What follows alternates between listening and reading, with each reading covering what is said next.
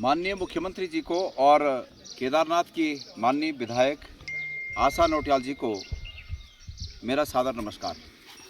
माननीय मुख्यमंत्री जी और विधायक जी, केदारनाथ उपचुनाव के समय आपको याद होगा कि माननीय मुख्यमंत्री जी ने ये घोषणा की थी कि जल्दी से जल्दी केदारनाथ और बद्रीनाथ मतलब बद्रीनाथ मंदिर समिति में, श्री बद्रीनाथ केदारनाथ मंदिर समिति में जो वर्षों से टेम्पररी तौर पर लोग काम कर रहे हैं, उनको जल्दी से जल्दी परमानेंट किया जाएगा। और आज उस बात को 1.5 साल के करीब बीत गया।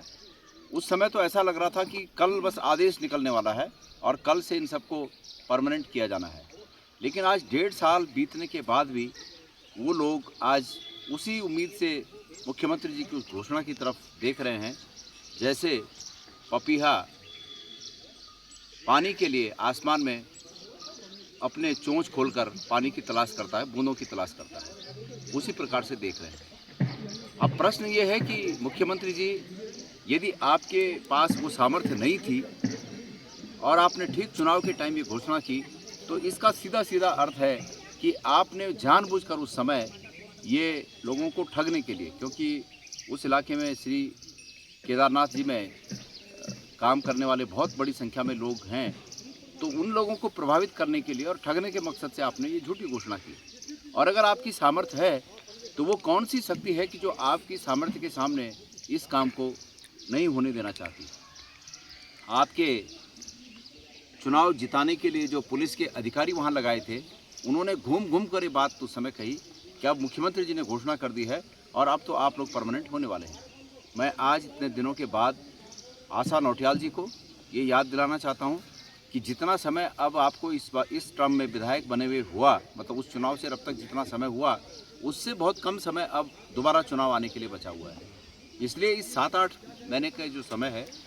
इस समय का सदुपयोग करते हुए जल्दी से जल्दी, जैसे कि आपने उस दिन कहा था कि बस अभी और तभी, इसी प्रकार अब जितनी जल्दी हो सकता है आशा नौटियाल जी मुख्यमंत्री जी को वो प्रस्ताव याद दिलाएं और मुख्यमंत्री जी अपनी उस घोषणा को याद करते हुए जो भी इसमें शासनादेश या जो भी उनके तरीके हों इस काम को करने के, उन तरीकों के आधार पर इस काम को जल्दी से जल्दी पूरा करें। वहाँ के बथेरे लोग मुझे संपर्क करने के लिए इच्छुक हैं कि भाई मैं इस बात को उठाऊं, लेकिन अभी तो मैं चूँकि वहाँ नहीं हूँ, दूर हूँ, मैं यहीं से इस बात को उठा रहा हूँ। लेकिन आवश्यकता पड़ेगी तो मैं उन तमाम कार्मिकों से ये बात कहना चाहता हूँ कि इसके लिए अगर ऊखीमठ या गुप्तकाशी या श्री केदारनाथ जी के प्रांगण में भी जब यात्रा खुलेगी, अगर उनके लिए आंदोलन करना होगा, संघर्ष करना होगा, तो हम इसके लिए तैयार हैं। माननीय मुख्यमंत्री जी, ऐसी आवश्यकता न पड़े, इसलिए तत्काल इस हफ्ते आप इस आशय का शासनादेश कृपया जारी करने का कष्ट करेंगे, ये मेरी उम्मीद है। धन्यवाद।